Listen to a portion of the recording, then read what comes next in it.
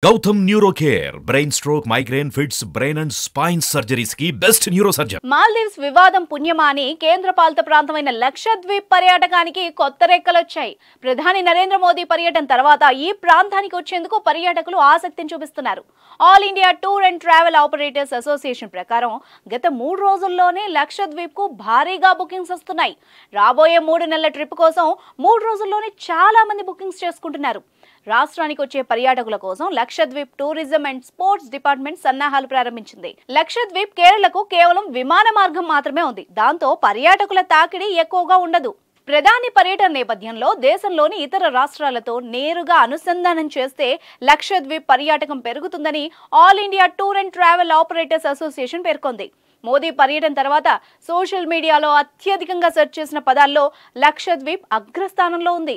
గత 3 రోజుల్లో లక్షద్వీప్ కు అత్యధిక సంఖ్యలో కాల్స్ వస్తున్నాయని all India tour and travels operators association తెలిపింది.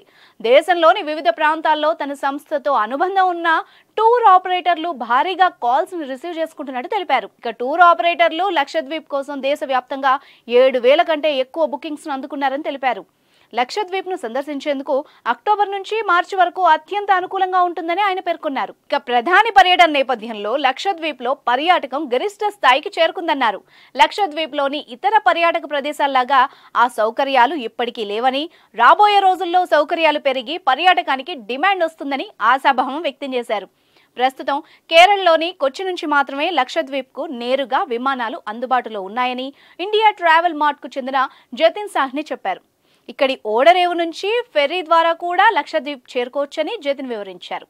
ఇటీవలి కాలంలో లక్షద్వీప్ ను సందర్శించే వారి సంఖ్య బాగా పెరిగిందని, అయితే నేరుగా కనెక్టివిటీ లేకపోవడం వల్ల ప్రజలు లక్షద్వీప్ కు బదులుగా అండమాన్ నికోబార్ వైపు వెళ్లేందుకు ఇష్టపడుతున్నారన్నారు.